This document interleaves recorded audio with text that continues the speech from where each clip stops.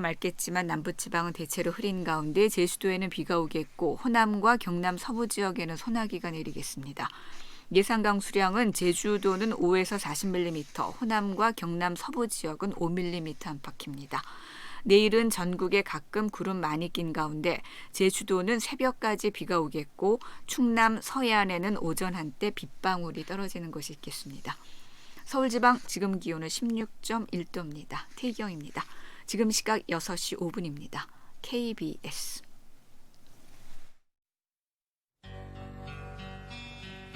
지극정성을 다하는 국민의 방송 KBS 김용민 라이브. 이 프로그램은 여러분의 소중한 수신료로 만들어지고 있습니다. 2주 만에 드디어 파일럿을 떼고 정규 코너로 자리 잡았습니다. 처음은 미약하지만 끝은 비상하리라. 내일은 대기자로 장성할 소기자 석석 오창석과 함께합니다. 오창석 소기자의 단상.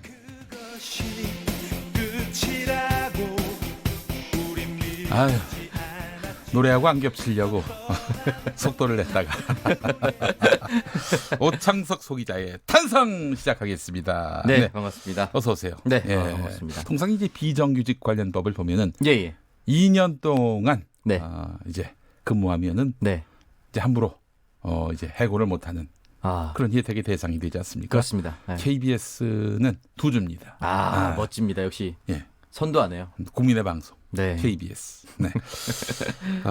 그래요. 그 남들 다 욕할 때 KBS 오창석 씨 그러면 안 돼. 저는 한 번도 하지 않았습니다. 예, 우리 저 시청자분들은 아주 매를 드셔도 오창석 씨 그러면 안 됩니다. 알겠습니다. 자, 그래요.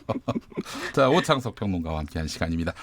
첫 뉴스 들어가기 전에 선물 드리는 퀴즈부터 하나 하죠. 네. 자유한국당이 영입을 추진하다 보류된 박찬주 전 육군대장의 발언이 논란을 일으켰습니다. 공관비양 갑질 논란은 오해였다면서 갑질 의혹을 제기한 군인권센터 임태훈 소장에게 이것 교육대에 가서 교육을 받을 필요가 있다, 이런 말을 했기 때문인데요. 박 전 대장이 언급한 이것 교육대는 1980년 5월 17일 비상계엄이 발령된 직후 국가보위 비상대책위원회가 군부대 내에 설치한 기관입니다. 전두환 정권 초기에 대표적 인권 침해 사례로도 꼽히는데요. 네. 이것에 들어갈 단어는 무엇일까요? 네, 그래요. 뭐 모르시는 분이 없겠죠. 네. 굉장히 인권 침해로서 악명이 높았던 네. 곳입니다. 400여 분이 이렇게 희생을 당한, 네, 참 어처구니 없는 그런 이런 인권 침해의 대명사였죠. 국가폭력의 대명사였고요.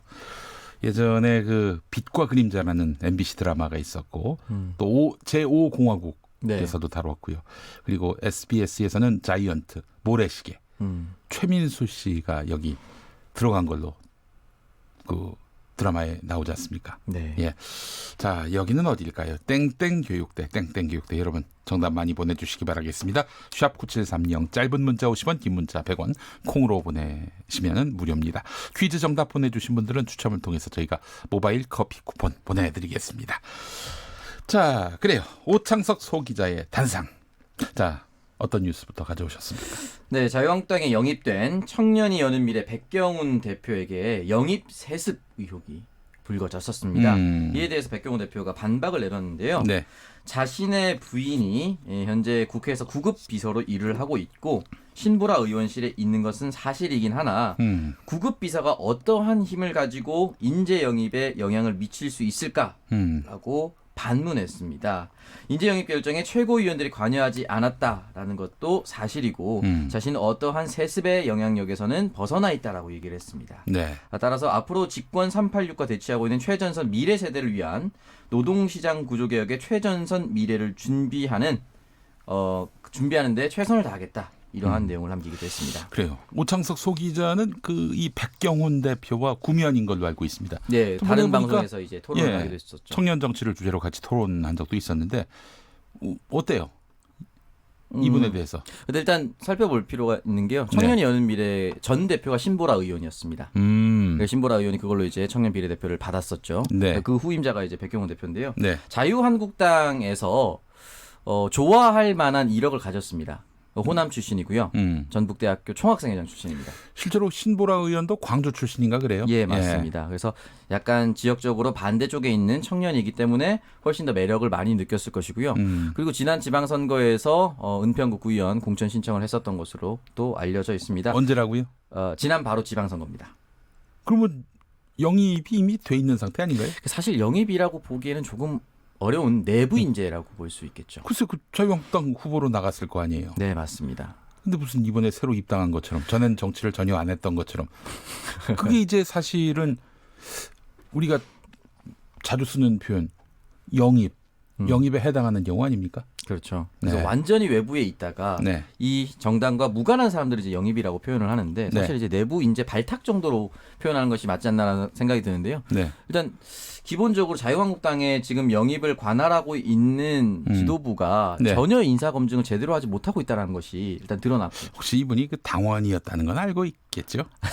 자유한국당에서. 알고 있었겠죠. 예. 네, 그래서 아무래도 그냥 그 지난 조국 전 장관 반대 집회에 나가서 인지도를 올렸던 것이 네. 2차 영입 대상에 올랐던 가장 큰 이유였던 것으로 꼽힙니다. 네, 알겠습니다. 자유한국당뿐 아니라 여당인 더불어민주당도 본격적으로 청년 정치를 시작한 것 같습니다. 예, 맞습니다. 청년과 여성을 많이 배치했다라고 강조를 했는데요. 네. 총선 기획단장에는 윤호중 사무총장을 임명했고 그리고 양정철 민주연구원장도 포함이 됐습니다. 당내 초선 의원들이 좀 많은데요. 금태섭, 강훈식, 재윤경 그리고 청년 비례대표로 네. 최근에 원내에 진입한 정은혜 의원 그리고 원외 인사로는 정청래 전 의원이 들어가기도 했습니다. 네. 또 다른 청년으로는 장경태 청년위원장도 함께 기획단에 올렸고요. 네. 그리고 주목할 만한 점이 프로게이머 출신인 사회운동가 황희두 씨 유튜버로서도 많은 인지도가 있는데요. 황희두 씨가 들어간 것이 좀 고무할 만한 내용이라고 생각합니다. 아, 그래요. 아마추어 게이머 오창석 씨는 어떻게 됐습니까? 네. 아마추어 게임은 아무나 인정해주지 않기 때문에 네, 그래요? 동네에서 잘하는 사람 인정받지 못합니다. 전국 단위로 가야 되거든요. 알겠습니다. 예.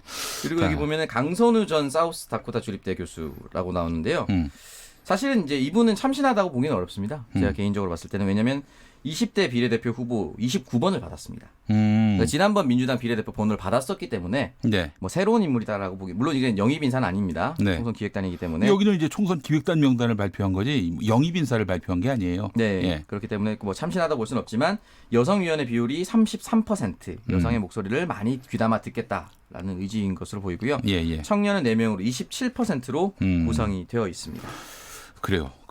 이렇게 기획단의 청년 분포를 4분의 1 이상 둔 것을 보면은 공천 물갈이에 더해서 청년 인재를 대거 후보로 내세울 그런 뜻을 갖고 있다라고 해석해도 됩니까? 네, 그렇게 해석할 수도 있고 청년들이 원하는 정책과 현실 시대 정신을 많이 반영하겠다는 의지로 되풀이 되는데요. 네. 지금 유권자 투표를 할 수 있는 만 20세부터 39세까지가 1,500만 명의 유권자가 있습니다.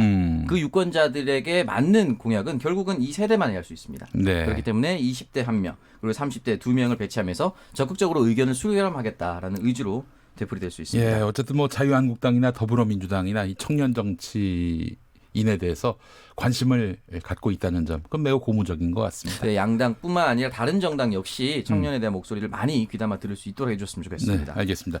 청년 정치하면은 바로 오창석, 날개 꺾인 청년 정치인. 네. 청년 실패 정치인의 대표 중 빚더미에 오른 청년 정치인. 어떻습니까? 그 청년 정치 이렇게 관심 가져주면 되는 겁니까? 아니면 뭐가 더 추가돼야 할 것이 있습니까? 이게 좀 내부와 외부의 사정이 좀 다른데요. 네. 민주당만 두고 보면 황희두 씨가 포함돼서 참신하다, 기대해볼 만하다라고 하지만 민주당 내부에서 얘기는 좀 다릅니다. 네. 청년위와 대학생위원회가 있는데 왜 내부 인재를 기획단에 포함시키지 않느냐, 네. 억울하다. 네. 이런 얘기를 좀 많이 남기고 있습니다. 예. 그래서 기본적으로 금전적 요건을 좀 완화를 시켜야지 청년 정치가 잘 될 것이다 라고 보는데요. 뭐 예비 경선 비용 1,500만 원, 그리고 선관위 기탁금 1,500만 원, 정당 기탁금 200만 원, 사무실 비용 400만 원 제가 들었거든요. 예. 집기류 비용 100만 원 들었습니다. 아이고, 전 다 잊어버린 건데 우리 오창석 씨는 천추의 한이 됐나 봐요. 이 부분을 그걸 딸딸 외우고 있네. 대단합니다. 예. 이 부분 약 4천만 원에 해당하는 현금을 청년뿐만 아니라 중년도 구하기 힘들어요. 그렇지. 사실. 한 번에. 예. 그렇기 때문에 이 금전적인 요건을 좀 완화시켜야 되고 네. 결국 이게 계속 지속될 경우는 세대 간의 대결이 아니라 부자와 빈자의 싸움이 될 수가 있습니다. 그렇죠. 그러니까 돈이 충분히 있는 사람만 출마할 수 있는 구조.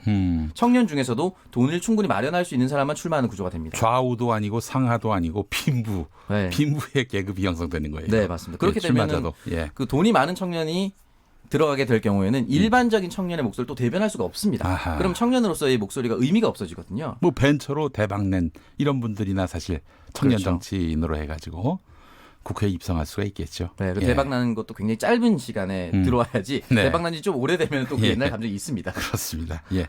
아니 쉽지 않아요. 청년 정치의 과제.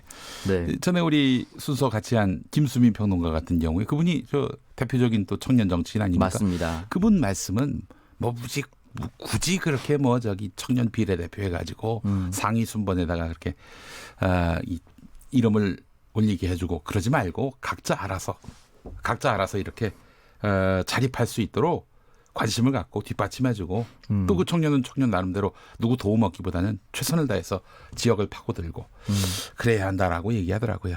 쉽지 않은 얘기인데. 네, 쉽지 않죠. 근데 이제 지역 제가 선거를 했을 때 그 당시 민주당 20대 총선에서 네. 기초노령연금 30만 원 정당 공약이 있었습니다. 그러니까 제가 그 연설을 할 때 그 얘기를 하면은 네. 너가 무슨 힘이 있어서 그런 걸 할 수 있겠느냐 이런 얘기를 해보시죠. 예. 그러니까 정당의 공약임에도 불구하고 제가 청년이다 보니까 또 워낙 또 동안이다 보니까 믿질 네. 않으시는 거죠. 예. 앞으로 저기 수염을 좀 달고 나오세요. 수염을 좀.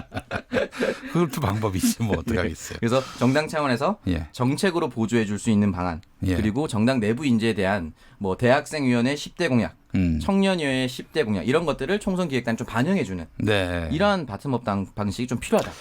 김미숙 님이 돈 없어도 출마할 수 있어야 정치가 혁신될 수 있을 듯. 사실은 이렇게 돈줄은 조이고 그 말은 튀어주고 이게 사실은 이제 2004년 총선 앞두고 개정된 선거법의 취지인데 돈 없이 어떻게 정치합니까? 못해요. 네, 쉽지 않습니다.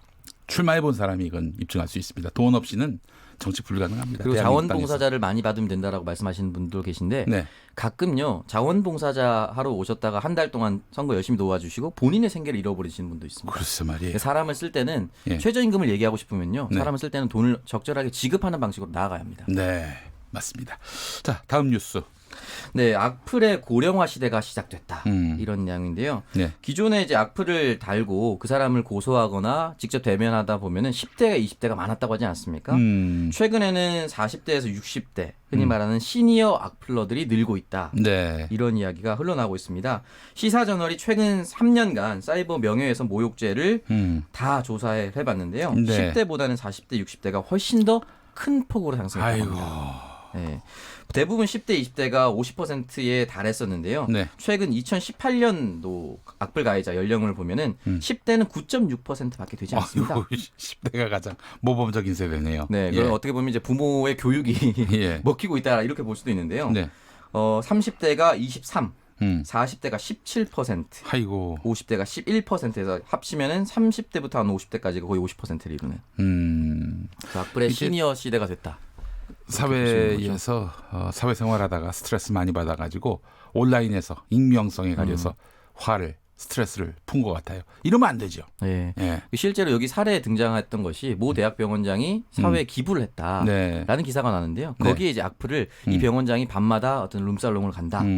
거짓말한다. 네. 뭐 이런 식으로 횡령했다. 이렇게 아이고. 댓글 달았는데요. 예. 그 댓글이 어떻게 시작됐냐 보니까 그 악플러가 자신이 속한 조기 축구의 단체방에서 어떤 사람이 그 기사를 올렸는데 네. 막 욕하다 보니까 재밌고 예. 그 말이 맞아 하다 보니까 그 글을 그대로 그 댓글에 써버린 거예요. 아이고. 그래서 이제 고소를 당해서 이제 벌금형까지 처해지게 되는데 어떻게 보면은 사회에 대한 분노를 이제 이상한 방식으로 풀다 보니까 이런 현상이 또 발생하는 것이 아닌가라는 생각이 좀 듭니다. 분명히 알아둬야 될 것이 악플 범죄자가 합의에 성공하는 비율이 대단히 낮다는 점입니다. 네, 맞습니다. 한 그래서 5분의 1 되나요? 네, 거의 없다고 합니다. 어. 선처를 바라지 않는다라고 얘기하고 이 변호사를 대동하지 않습니까? 네. 뭐 신고하는 사람이 예. 아예 등장하지 않고 변호사를 통해서 말하지 마라.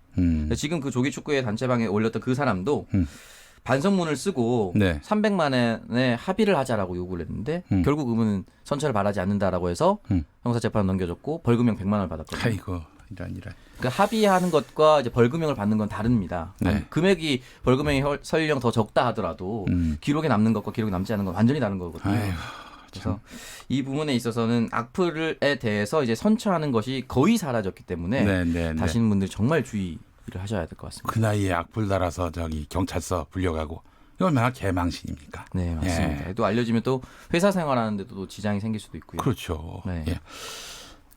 악플은 달지도 말고 악플 달고자 하는 마음도 에이 큰일 나지 이렇게 하면서 자기 마음에서 다 이제 없애버리는 그런 자세가 필요할 이제 것 같아요. 어린 예. 연령뿐만이 아니라 전 연령에서 그 신체적 폭력은 하면 안 된다고 다 느끼잖아요. 그렇죠. 이 악플은 심리적 폭력이라는 걸 인식을 하고 그것도 폭력이에요. 네, 충분한 그것도 폭력이기 때문에 네. 하지 않아야 된다 이렇게 명심해야 될 것 같습니다. 알겠습니다. 시간이 다 돼가지고 오늘 여기까지 해야 될 것 네, 같습니다. 알겠습니다. 자, 오창석 평론가 수고 많이 하셨습니다. 네, 내일 뵙겠습니다. 네, 6시 20분 막 지나고 있습니다. KBS 라디오 정보센터에서 일한 지 올 11월로 10년 된 KBS의 진주 조진주 씨가 라디오 정보센터 전해드립니다. 아세안 정상회의 참석차 태국을 방문 중인 문재인 대통령이 아베 일본 총리와 단독 환담을 갖고 양국 현안을 대화를 통해 해결해야 한다는 원칙을 재확인했습니다. 일본 정부와 언론들은 아베 일본 총리가 문재인 대통령과의 환담에서 한일 청구권 협정을 준수하라는 일본의 원칙적 입장을 확실히 전달했다고 밝혔습니다. 김정은 북한 국무위원장이 12월 중 북미 정상회담을 하는 것으로 정해놓은 상태라고 국가정보원이 오늘 국정감사에서 밝혔습니다. 조국 전 법무부 장관 일가에 대한 검찰 수사가 막바지를 향해 가는 가운데 조 전 장관 조사 일정은 아직 정해진 것이 없다고 검찰이 밝혔습니다. 정경심 교수는 건강상 이유로 집중적 조사가 이루어지지 않는 것으로 알려졌습니다. 조국 전 장관이 민정수석 시절 유재수 전 금융위 국장에 대한 감찰을 중단시켰다는 의혹과 관련해 검찰이 오늘 금융위원회를 전격 압수수색했습니다. 독도 인근 해상 소방 헬기 추락 사고 발생 닷새째인 오늘 수색 당국이 대대적인 수색을 벌였으나 추가로 발견된 실종자는 없었고 헬기 동체로 추정되는 물체 2점이 수거됐습니다. 정경도 국방부 장관은 오는 22일 자정 만료될 예정인 한일 군사정보보호 협정과 관련해 우리 안보에 조금이라도 도움이 된다면 계속 유지돼야 한다는 입장이라고 밝혔습니다. 더불어민주당이 윤호중 사무총장을 단장으로 하는 15명 규모의 총선 기획단 구성을 완료했습니다. 자유한국당도 박맹우 사무총장을 비롯한 총선 기획단 12명에게 임명장을 수여했습니다. 지금까지 라디오 정보센터 뉴스였습니다.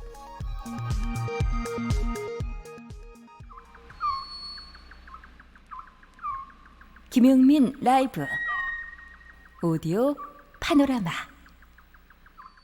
장기간 동안 뒷조사를 했고 공간 생활에 적응하지 못하고 일찍 떠난 병사들을 집중적으로 접촉을 해서 나타난 현상들을 전부 침대에 봉쇄하고 왜곡해가지고 언론에다가 무차별적으로 뿌려댔습니다. 공관 갑질 의혹으로 물의를 빚은 박찬주 전 육군대장. 자유한국당 후보로 총선에 출마하겠다고 줄사표. 기자회견 자리에서 임태훈 군인권센터 소장을 맹비난.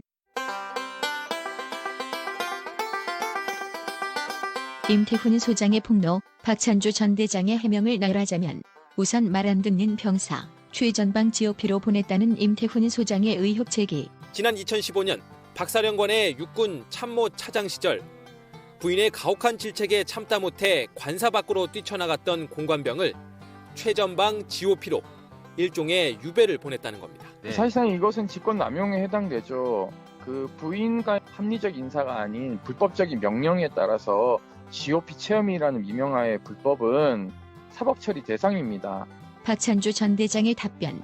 일주일 정도 전방에 가서 전선을 바라보고 북한군도 쳐다보고 군단의 현실을 한번 느껴보도록 하는 게 좋지 않겠느냐. GOP에 유배 보낸 거면 그럼 지금 GOP에서 수고하는 우리 장병들은 다 유배가 있는 겁니까? 공관병에게 전자발찌 채웠다는 의혹 제기. 센터 측에 따르면 공관병들은 당번을 정해 한 명씩 공관 내 두 곳에 있는 호출벨과 연동된 전자팔찌를 항상 차고 다녔습니다. 공관병에게 전자팔찌를 채워 업무와 상관없는 심부름 형법상 직권남용죄 공범에 해당돼 형사처벌 대상입니다. 증거가 있느냐는 박찬주 전 대장 답변. 줄기차게 나왔던 전자팔찌를 채워서 인신을 구속했다. 제 아내를 뭐 여단장으로 대화를 했다. 뭐 하나 제대로 확실하게 혐의가 나온 게 뭡니까? 아내 여단장 설과 관련해 박찬주 전 대장 부인 사실이 아니라고 주장. 혐의에 대해서 인정을 하시나요? 예, 제가 잘못했습니다.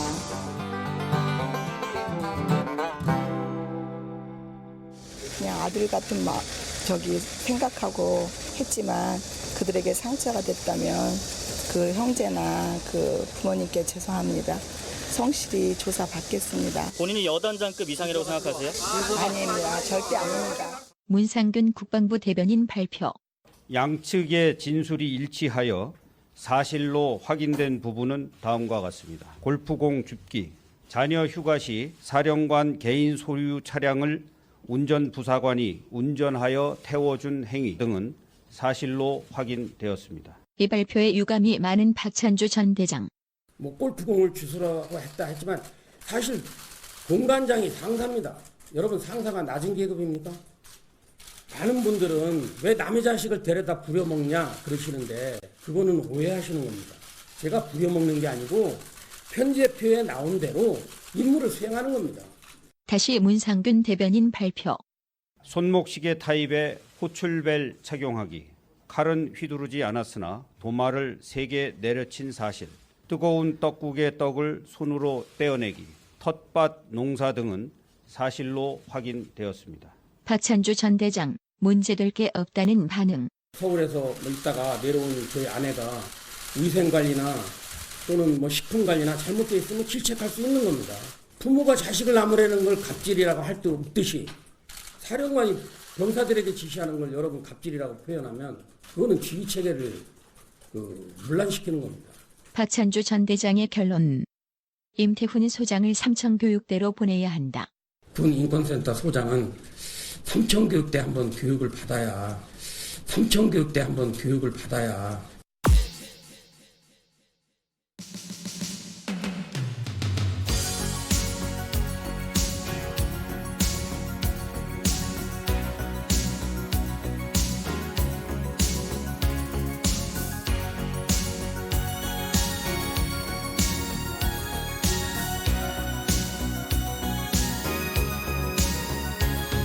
Looking in your eyes, I see a paradise. This world that I found is too good to be true. Standing here beside you, want so much to give you this love in my heart that I'm feeling for you. Let 'em say we're crazy. I don't care about that. Put your hand in my hand, baby. Don't ever look back. Let the world around us just fall apart. Baby, we can make it if we're heart to heart. And we can build this dream together, standing strong forever. Nothing's gonna stop us now. And if this world runs out of lovers, we'll still have each other. Nothing's gonna stop us. Nothing's gonna stop us now. I'm so glad I found you. I'm not gonna lose you. Whatever it takes, I will stay here with you. Take it to the good times, see it through the bad times. Whatever it takes is what I'm gonna do. Let 'em say we're crazy. What do they know? Put your arms around me, baby. Don't ever let go. Let the world around us just fall apart. Baby, we can make it if we're heart to heart. And we can build this dream together, stand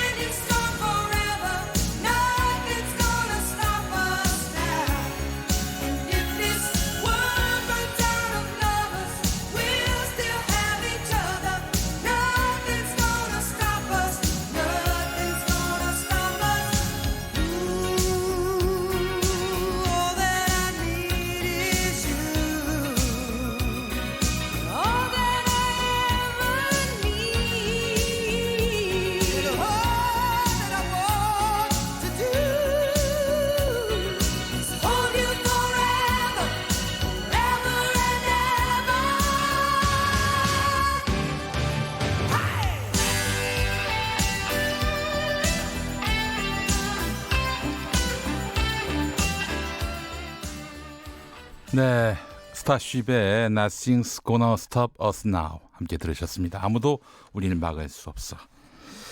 이 노래였죠. 앞서 오디오 파노라마 들으셨고요. 자, 우리 애청자 여러분들 보내주신 문자 하나하나 살펴보겠습니다. 김종무님, 오디오 파노라마에서 박찬주 전 대장이 침소봉대를 침대봉쇄라고 했죠.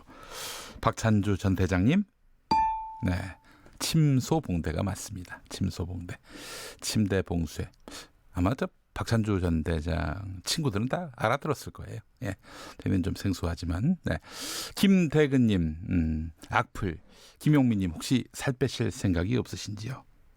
네, 우리 김대근님이나 빼시기 바랍니다. 네, 자, 김경호님, 삼청교육대. 저도 당시 대구에서 기동대 근무하면서 똑똑히 보았고 일부 관여도 했습니다. 물론 일병으로서지만 조금은 부끄럽습니다라고 하셨어요. 아, 그래요. 삼청교육대 경험하신 분들, 생존자들, 그분들은 정말 그 이름만 들어도 온몸이 몸서리 쳐질 것입니다. 네. 자, 오늘 또 오프닝 들으시고 6129번 쓰시는 분, 오프닝 멘트는 세계 톱입니다. 그렇습니다. 예, 열심히 썼어요. 네. 자, 274번 쓰시는 분, 당신의 저녁은 아침보다 통쾌하다. 그 길 계속합시다 라고 해주셨습니다. 자, 그리고 0268번 쓰시는 분, 공수처 만들기 전에 먼저 꼭 해결합시다. 공직자 재임 기간 중에 행한 범법 행위에 대한 공소시효 없앱시다. 죽을 때까지 조사할 수 있도록 해서 함부로 잘못된 짓 못하도록 하는 거 중요합니다 라고 하셨습니다. 네, 상당히 일리 있는 말씀입니다. 저도 공감하는 바가 큽니다. 네, 자, 오늘 정답은 삼청교육대였습니다. 오늘 박찬주 전 대장이 아주 엄청난 뉴스를 그냥 쓸어 담으셨네요. 네, 뉴스의 진공 청소기가 됐어요. 정답은 삼청교육대인데 8390번 쓰시는 분, 삼천교육대. 자, 그리고 8950번 쓰시는 분, 보이스카우트. 무슨 보이스카우트 얼마나 좋은 단체인데. 네. 자, 그리고 최영우님, 삼척교육대. 네. 자, 그리고 6175번 쓰시는 분, 삼청교육대. 암울한 시대 우리는 어떻게 살았을까라고 하셨습니다. 글쎄 말이에요. 6689번 쓰시는 분, 삼층교육대. 자, 원주에서 잘 듣고 있습니다. 정답은 동양대. 3587번 쓰시는 분, 동양대요? 네. 자, 그리고 3978번 쓰시는 분, 삼청교육대입니다. M본부 백햄에서 넘어왔습니다. 퇴근길에 정치 이슈 재밌게 듣고 있습니다. 감사합니다. 그래요. 이 시간대 최강자 백햄을 듣다가 이쪽으로 넘어오셨군요. 네, 잘 오셨습니다. 4061번 쓰시던 분, 전방 군 생활 때 삼청교육대생들이 땔감을 준비해서 보내주었던 것 기억합니다. 정말 잔혹한 생활을 했던 것이 생각납니다. 다시는 그런 일이 없어야지요. 맞습니다. 네. 6889번 쓰시는 분, 4444 삼청. 떨리는 이름이네요. 잘 듣고 있습니다 라고 하셨고요. 7909번 쓰시는 분, 다시는 이런 일이 발생해서는 안 됩니다. 역사는 기억합니다. 정답 후쿠시마. 자, 9771번 쓰시는 분, 삼청교육대. 응답하라 1980인가요? 네, 그렇습니다. 삼청교육대 끌려가지 않고 싶으면은 조심해, 까불지 마. 그랬던 시대 아니었습니까? 네. 그래요. 참 암울했던 시대를 또 돌이켜보면서 또 그 이름이 또 거명되면서 마음의 상처를 다시 받으신 분들도 있을 텐데 위로의 말씀을 드립니다. 그런 세월이 다시 재현돼서는 안 되겠죠. 6시 34분 지나고 있습니다. 교통정보센터 다녀오겠습니다. 김은아 씨. 네, 이 시각 교통정보입니다. 월요일 퇴근길 돌발 상황이 계속해서 발생하고 있어서 안전운전에 신경을 써주셔야겠는데요. 서해안고속도로 목포 방향 용담터널 1, 2, 3차로에서는 낙하물인 타이어 조각을 처리하고 있고요. 이전에는 금천 부근과 광명역에서 목감까지 속도 못 냅니다. 영동고속도로 인천 방향 신갈분기점 부근에서 광교터널 부근까지 막히고 동수원 3, 4차로에서는 고장난 화물차를 처리하고 있어 주의를 하셔야겠습니다. 다시 부곡일대와 분자분기점에서 서창분기점까지 속도 못 냅니다. 당진대전고속도로 대전 방향 남세종 부근 갓길에서는 화물차 사고 처리하고 있어 주의를 하셔야겠고요. 중부내륙고속도로는 창원 방향인데요. 문경 2터널에서 문경세제 사이 2차로에서 작업하고 있습니다. 문경세제 나들목 일대 5km 구간에서 정체가 극심하니까요. 국도 3호선으로 우회하시는 편이 낫겠습니다. KBS 교통정보센터였습니다.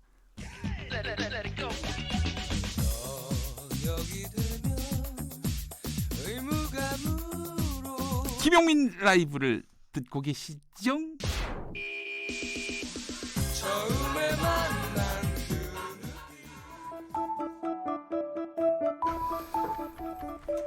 대한민국 헌법 제1조 2항 대한민국의 주권은 국민에게 있고 모든 권력은 국민으로부터 나온다. 권력의 중심인 국민의 뜻이 궁금하다면 국민에게 물어보라.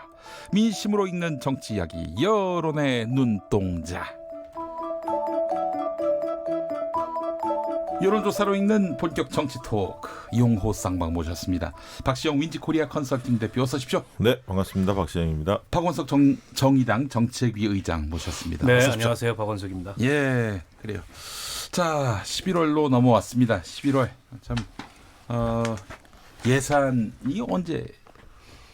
12월 2일이 법정 마감 시한입니다. 네. 이달 안에 다 합의가 돼야 한다는. 그렇죠. 합의가 안 되면 그냥 정부 원안이 올라가게 돼 있고요. 아, 그래요? 네, 그때까지 처리한 적을 별로 못 봤어요. 아니요. 지금은 이제 국회 네. 선진화법상 네. 무조건 12월 2일이면 정부 예산안이 확정이 돼야 됩니다. 지난번에도 새벽에 넘어갔죠. 근데 이제 그는 합의를 한 거니까. 예.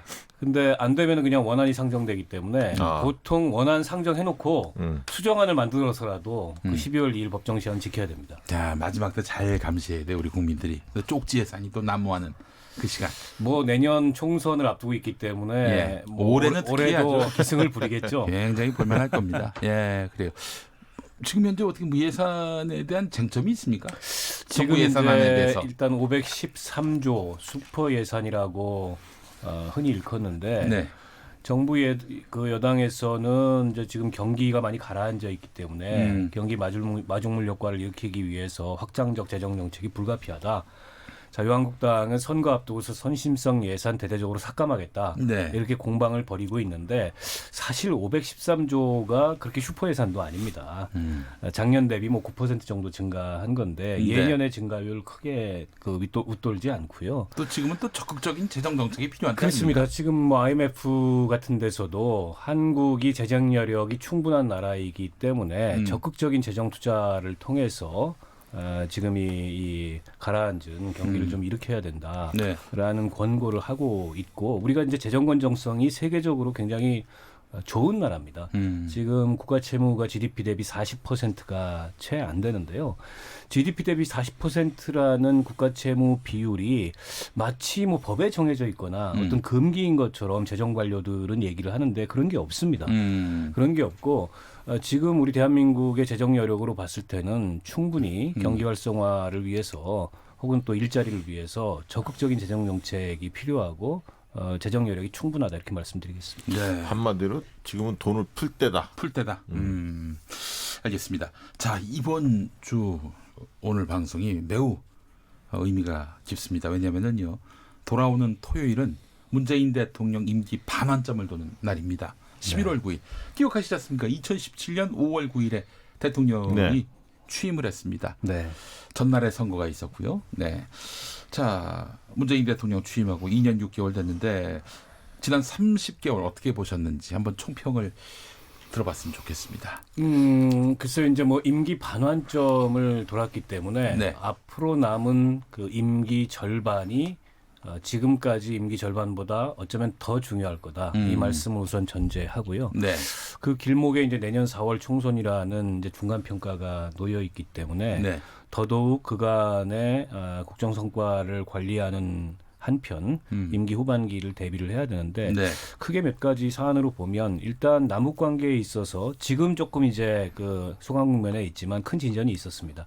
적어도 핵실험 뭐 또 이 ICBM 실험과 같은 그런 북한의 핵 도발이 네. 멈춰졌고 그리고 남북 간의 정상회담을 몇 차례를 거쳐서 진행했고 또 북미 간의 정상회담도 열렸고 그러나 이제 뭐 과제는 있습니다. 오늘 나온 속보로 보니까 그 연말에 12월 말에 북미 정상회담을 예정하고 있다. 이런 속보가 나왔는데 네. 북미 정상회담이 좀 극적으로 타결이 돼서 이 북핵 문제 어떻게 보면 대한민국 발전에 심대한 제약이자 위협인 이 문제가 해결돼야 되고 거기에 있어서 비단 중재자 촉진자를 넘어서 당사자로서 보다 더 적극적인 역할이 필요하겠다 말씀을 드리겠고요. 네. 또 한 가지는 이번 조국 장관 사태에서 나타났듯이 우리 사회의 불평등이 극단적으로 심화되고 있습니다. 이 문제는 사실 문재인 정부가 임기 후반에 네. 좀 역점을 두고 해결해야 될 문제인데 경제정책의 방향을 크게 전환을 했습니다만 소득주도 성장, 공정경제 혹은 혁신성장이라는 문재인 정부의 경제정책 또한 이 불평등과 양극화의 심화를 억제하지는 못했고 어떻게 보면은 그 지난 정부의 경제정책으로 점차 회귀하는 거 아니냐, 즉 기업 중심의 경제정책으로 회귀하는 거 아니냐 이런 비판에 좀 귀를 기울여야 될 것 같다라는 생각이 들고요. 네. 한일 관계가 굉장히 큰 변수였습니다. 지금 뭐 일본하고 여전히 잘 안 풀리고 있는데 오늘 아베 총리하고 만나서 11분간 면담을 하셨다 그러잖아요. 그래서 앞으로 이 한일 관계를 어떻게 풀어낼 건가가 또 외교적인 측면에서는 큰 숙제가 아닐까 싶습니다. 네. 저는 뭐 일단 가장 큰 것이 전임 정부하고 좀 차별성이 있는 게 몇 가지 좀 발견돼요. 네. 먼저는 소통이 좀 되는 정부였다. 네. 그리고 대통령의 이제 공감 능력, 소통 능력을 국민들이 좀 높게 샀다. 이런 측면이 하나 있을 것 같고요. 네. 그다음에 이제 국민의 안전, 복지를 잘 지키는 지킴이 정부로 자처했다. 그래서 안전, 생명, 그다음에 복지, 문재인 케어 이런 등등에 대해서 상당히 성과가 있었던 것 같고요. 그다음에 이제 적폐청산을 초기에 추진했는데 네. 지금은 조금 이게 무뎌진 것 같아요. 근데 적폐청산을 초기 시도한 만큼 네. 이걸 좀 마무리 잘 해야 할 것 같고요. 다만 이제 아쉬운 것은 뭐 새로운 시대에 부응하려고 하는 다양한 시도들을 했습니다. 그런데 좀 총론에 강한 거에 비하면 강론에 좀 취약한 이런 것들이 좀 드러났어요. 예. 선한 의지로 정책을 시도했지만 정책 과정의 후유증들이 좀 제법 나타났다. 이런 어떤 측면을 지적하지 않을 수 없고요. 그래서 초반에는 원래 임기 전반 2년 반 동안에는 국정 운영의 방향이 적절했느냐. 이게 굉장히 중요한데 이 부분에서는 우정도 줄 수 있을 것 같습니다. 수음의 양가로 친다면. 그러면 이제 하반기에 중요한 건 성과를 내야 하는 부분입니다. 네. 성과를 내는 부분이 한 축이고 또 한 가지는 이 스캔들, 부패 스캔들이 없도록 그리고 공무원들이 임기 후반으로 갈수록 일을 잘 안 합니다. 5년 네. 단임제이기 때문에 우리가 네임덕을 잘 관리하는 측면도 중요합니다. 네, 알겠습니다. 자, 관련한 여론조사가 있죠. 문재인 정부 임기 후반기의 최우선적인 과제 이걸 살펴본 여론조사 결과가 있는 걸로 그렇습니다. 알고 있습니다. 조사를 여러 가지 이제 보기를 제시하고 조사를 해봤는데요. 예. 일단 제일 높게 나온 게 경제 활성화 41.1%로 가장 높게 나왔고요. 그 다음에 이제 두 번째로 된 게 이제 권력기관 개혁. 네. 요게 이제 두 번째로 조사가 됐는데요. 권력기관이면 검찰도 포함되는 겁니까? 그렇습니다. 예. 검찰 아마 염두에 둔 것 같아요. 시민들이 응답할 때는 네. 24.0%. 네네. 세 번째로 국민통합 9.8. 네. 공정사회 실현 9.2. 네. 한반도 평화안보 7.8. 네. 양극화 해소 5.4 순으로 조사됐습니다. 네, 이게 사실 가장 많이 꼽히는 것이 현 정부에게 많이 아쉬운 점, 혹은 뭐 극단적으로 표현해서 결핍된 점 이런 점을 꼽는 거 아니겠습니까? 아무래도 지금 뭐 경제 상황이 어렵고 네. 또 민생은 더 어렵습니다. 네. 때문에 이제 경제 활성화를 최우선 과제로 많이들 답변을 하셨는데요. 예. 실제로 지금 대외 여건이 굉장히 어렵고요. 또 한국 경제의 잠재력이랄까요? 혹은 이제 잠재 성장률이랄까 이런 것들이 지속적으로 하락하고 있기 때문에 예. 임기 중반기를 넘어서면서 이 문제에 정부도 신경을 쓰지 않을 수 없는데, 네. 근데 이제 조금 더 깊이 그 이 경제 활성화란 답변에 그 내재돼 있는 그런 국민들의 요구를 들여다보면 제가 앞서도 말씀드렸듯이 불평등과 양극화를 어떻게 해소할 거냐 이게 사실은 우리 경제의 잠재력을 지속적으로 떨어뜨리는 가장 네. 핵심적인 요인 중에 하나고 특히나 우리 20, 30대 젊은 층 같은 경우에 네. 과거의 그 세대들과 달리 전망이 굉장히 불투명하고 때문에 사회에 대한 신뢰랄까요? 이런 것들이 지속적으로 떨어지고 있고 네. 또 이번에 조국 전 장관 사태를 통해서 뭐 그런 것들을 한편으로 느낀 점도 있다고 생각합니다. 그런 면에서 봤을 때 전체적으로 경제 활력을 추진하고 또 성장을 추진하되 그 성장의 결실이 누구에게 어떻게 돌아가는 그런 성장이냐 이 점을 굉장히 신경 써야 될 것 같고요. 네. 성장의 과실이 좀 고르게 그리고 가급적 평등하게 돌아가는 경제 정책의 방향을 네. 어떻게 일관성 있게 유지할 거냐 이게 관건이 있지 않을까 싶습니다. 이게 지금 그 진보층하고 중도 보수층 간의 인식 차이가 굉장히 컸어요. 진보층에서는 이 검찰 개혁 등 권력기관 개혁이라는 응답이 상당히 높게 나왔습니다. 무려 48.3%가 나왔거든요. 진보층에서는. 네. 예. 근데 이제 중도층이나 보수층에서는 경제 활성화가 높게 나왔단 말이죠. 그럼 결국 집권층의 그 대통령 입장에서는 두 가지를 다 해야 하는 겁니다. 네. 경제 활력을 통해서 경제 활성화를 뭔가 성과를 내야 하고 또 한편으로는 지금 최근에 높아졌던 검찰 개혁 등 권력기관 개혁 여기에도 박차를 좀 가야 하는 거죠. 네, 네. 알겠습니다. 자, 이번 조사는요. YTN 노종면의 더 뉴스 의뢰로 여론조사 전문기관 리얼미터가 11월 1일 금요일에 전국 19살 이상 성인 500명의 응답을 받아서 5.2%의 응답률이었어요. 그러니까 9,586명에게 접촉을 한 건데요. 무선 전화 면접 10% 그리고 유무선 자동 응답 혼용 이렇게 해서 이미 전화 걸기 방식으로 실시했습니다. 통계 보정도 있었고요. 표본 오차는 95% 신뢰 수준에서 플러스 마이너스 4.4% 포인트입니다. 대통령 국정 지지도도 한번 살펴볼까요? 네, 그렇습니다. 대통령 국정 수행 평가 지지도는 47.5%로 지난주 대비 1.8% 포인트 상승했습니다. 그래서 부정 평가는 49.1%로 지난주 대비 1.3% 포인트 하락을 해서 격차 상당히 줄었습니다.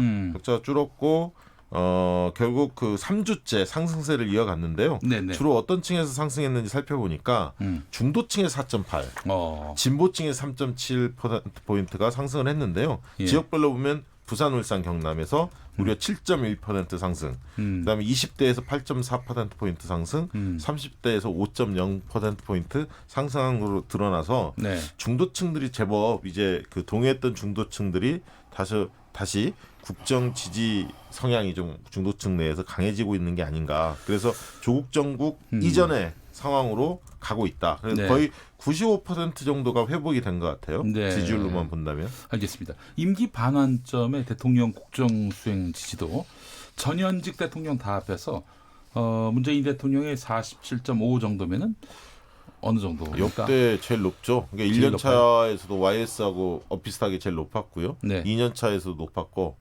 지금 3년 차 1분기, 2분기 보면은 갤럽 조사에 근거해서 말씀드리면 2등 정도 되거든요. 그 3년 차에는 그러니까 1, 2년 차까지 감안하면 제일 높은 수준이다 이렇게 볼 수 있을 것 같습니다. 네, 그래요. 역대 1위. 예. 네. 그렇군요. 알겠습니다. 자, 정당 지지도도 한번 보겠습니다. 정당 지지도 민주당이 39.6%로 지난주 대비 1.0%포인트 하락을 했고요. 한국당 역시 31.6%로 지난주 대비 0.6%포인트 하락을 해서 두 당 공이 소폭 하락한 것으로 드러났고요. 정의당이 5.1%, 지난주 대비 0.3%포인트 상승을 했고요. 바른미래당은 4.5%로 지난주 대비 0.9%포인트 하락한 것으로 조사됐습니다. 네, 알겠습니다.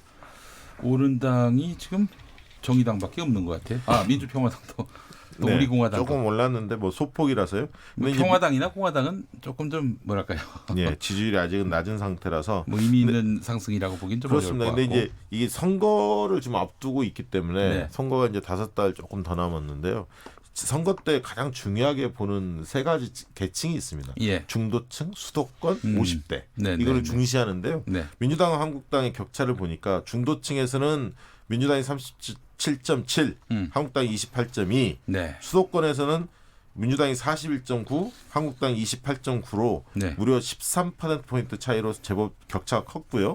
50대에서는 35.7 민주당, 한국당이 34.1로 상당히 50대에서는 접전을 벌이고 있는 것으로 드러났습니다. 예, 알겠습니다.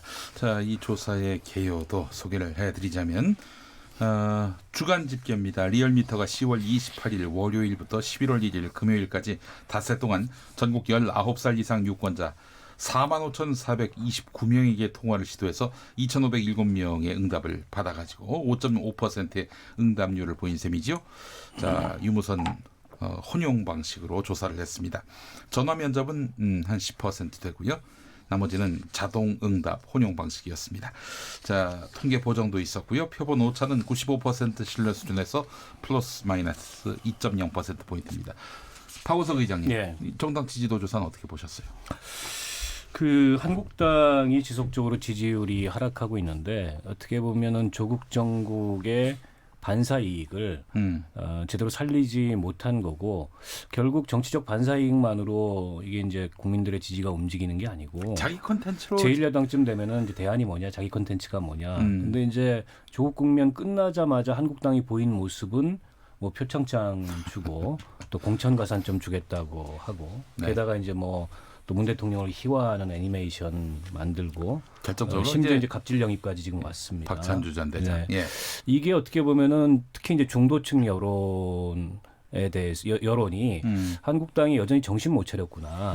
조국 정국 때 어떻게 보면은 민주당과 그 문재인 정부의 악재인데요. 그걸 자신들에 대한 지지로 착각하고 있구나. 이렇게 좀 냉정한 그런 민심을 보인 게 아닌가 싶고 한국당이 전략 수정을 하지 않는다면 네. 제가 보기에는 내년 총선 특히나 앞서 이제 우리 박시영 대표께서 수도권 소개를 해주셨는데 수도권에서는 지금 불안감이 굉장히 확산되고 있거든요. 예. 그게 어쨌든 지금 한국당의 리더십을 크게 흔들 그런 가능성이 있다고 보고요. 네. 지금 이제 정의당도 일부 상승했는데 사실은 올해 지지율이 좋을 때에 비해서는 여전히 절반 수준입니다. 그러니까 앞으로 좀 분발하고 노력을 해야 되고 지난주에 심상정 대표가 비교섭단체 대표 연설을 통해서 네. 조국 정국에서 미진했던 점에 대해서 국민들에게 솔직히 겸허하게 인정을 하고 네. 앞으로 이제 이렇게 나가겠다 이 발표를 했고 최근 들어서 몇몇 인재 영입이 세간에 굉장히 화제가 되고 있는데요. 그런 점들을 쭉 이어나가야 되지 않을까 싶고 지금 뭐 이대로 간다면 제가 보기에는 내년 그 총선을 앞두고 네. 가장 큰 변수는 선거제도가 어떻게 되느냐. 이게 가장 큰 변수가 될 것 같아요. 알겠습니다. 선거제도 준연동형 비례대표제로 가느냐 아니면 기존의 선거제도대로 가느냐. 소선거구제로 갈 것이냐. 그러니까 지금 여론은 오만한 세력한테 철퇴를 가는 겁니다. 네. 그러니까 한국당이 최근에 이제 오만한 행태, 네. 교만한 모습을 보였기 때문에 굉장히 어려움에 빠져 있는 거고요. 민주당이 조금 지지율이 올랐다 해서 예를 들면 오만한 모습을 보인다. 그러면 또 민주당한테 회초리를 들을 겁니다. 그러니까 아무래도요. 민심을 무겁게 받아들이는 태도가 중요하다. 네, 알겠습니다. 자, 공수처 찬반 집회가 이제 지난 주말에 있었고요. 고위공직자 범죄수사처 또는 고위공직자 비리수사처 설치와 반대. 여론조사 결과는 어떻게 나오고 그렇습니다. 공수처 있습니까? 설치에 대해서 찬성이 62%, 반대가 34%로 네. 거의 2배 정도가 찬성 여론이 높은 것으로 조사됐습니다. 예. 자, 이 조사 결과를 본다면은 뭐 공수처 설치에 대한 지지 여론은 다소 좀 떨어진 듯한 느낌을 받지만 그러나 아직도 압도적 큰 흐름은 바뀌지 않았는데 네. 반대 여론이 과거에 비해서 좀 올라갔죠. 왜냐하면 한국당이 예. 이 문제에 대해서 반대 입장을 분명히 하고 있기 때문에 정치적 이슈로 치환이 됐습니다. 네. 이제 그런 영향이고요. 예. 큰 흐름은 바뀌지 않았다. 이 점 관련해서 좀 드리고 싶은 말씀이 한국당에서 최근에 뭐 여론 지형도 이렇게 분리하고 하니까 네. 반부패 수사청 즉 수사권만 갖는 고위공직자 비리수사 전담청을 만들어보자. 뭐 이런 제안을 하고 나왔어요. 근데 네. 이것도 당론이 아니고 협상에 참여하는 일부 의원들의 의견인데 이게 이제 시간 끌기고 침대 축구라고 저는 생각을 해요. 예. 그래서 지금 3+3, 그러니까 교섭단체 그 대표 3명과 또 지정한 의원 3명이 회동을 하고 있는데 이게 전혀 진도가 안 나가고 있습니다. 네. 그래서 시간이 없어요. 이제 정기국회 회기 40일 남았고 40일 내에 결판 보지 못하면은 이건 또 이제 20대 국회를 넘어가는 건데 패스트트랙 국회 충돌이라는 이제 큰 비용까지 치르고서 이게 지금 패스트트랙에 올라가 있기 때문에 이번만큼은 국민 여론이 또 검찰 개혁에 이렇게 집중돼 있을 때 반드시 수사 기소권을 갖는 고위공직자 비리수사처를 포함한 검찰 개혁이 이루어져야 되는데 저는 민주당이 자꾸 그 자유한국당의 침대 축구에 발목이 묶여가지고 이렇게 할 문제가 아니고 네. 여야 패스트트랙 4당이 패스트트랙 함께 추진했기 때문에 그 패스트트랙 연대를 가동해서 네. 12월 초에 무슨 일이 있어도 이걸 통과시켜야 된다 이 말씀을 드리고 싶고 네네. 그렇게 되면 최악의 국회라는 평가를 받고 있는 20대 국회에 대한 평가도 달라질 수 있다. 어쨌든 역사적으로 이 국정농단 세력을 탄핵했고 또 누구도 하지 못했던 검찰개혁, 선거제도 개혁 이뤄낸다면 평가받을 수 있는 국회가 되는 거죠. 네, 알겠습니다. 자, 이 조사의 개요도 소개를 해드리겠습니다. 이번 조사는 오마이뉴스 의뢰로 여론조사 전문기관 리얼미터가 2019년 10월 29일 화요일에 전국 19살 이상 성인 9,032명에게 접촉해서 최종 500명이 응답을 완료해서 5.8%의 응답률을 나타냈습니다. 무선 전화 면접 10%, 나머지는 유무선 자동 응답 혼용으로 이루어졌고요. 이미 전화 걸기 방식으로 진행됐습니다. 통계 보정도 있었고 표본 오차는 95% 신뢰 수준에서 플러스 마이너스 4.4% 포인트입니다. 네. 이거 정말 알바를 쓰든지 지금 뭐 너무 힘드네. 예. 녹음을 해놓으세요. 녹음을 알겠습니다. 자, 그 의원 정수 관련한 이야기도 하나 해볼까요? 시간이 많지 않은데. 그것도 조사해봤더니 의원 정수를 확대하는 의견에 대해서 반대가 76, 찬성이 13%로 반대가 압도적으로 높았는데 총 예산을 동결한다는 거를 전제로 했을 때 국회의원 수 확대에 동의하느냐 재차 물었을 때 반대가 65, 찬성이 25로 찬성이 찬반의 격차는 조금 줄어들긴 했습니다만 여전히 반대가 좀 상당히 높은 것으로 조사됐습니다. 지금 의원이나 보좌진에 대한 인건비 총액을 그대로 두고 대신 의원 정수 만들리는 거 이거에 대해서도 회의적인 의견이 다수다. 그것만 가지고는 안 된다 이런 얘기죠. 알겠습니다. 자, 한국리서치가 만 19살 이상 성인 남녀 1,009명을 대상으로 10월 31일부터 이틀 동안 웹조사로 했습니다. 자, 그래서 응답률은 조사 요청 대비 16.2, 조사 참여 대비 91.7, 표본 오차는 95% 신뢰 수준에서 플러스 마이너스 3.1% 포인트의 조사였습니다. 아이고, 이것도 읽어야 되는데 시간 못 맞출까봐 진땀을 뺐습니다. 자, 그래요. 여론의 눈동자 함께했습니다. 박원석 의장님, 박시영 대표님 말씀 잘 들었습니다. 고맙습니다. 감사합니다. 네, 김용민 라이브 오늘 순서 마치겠습니다. 내일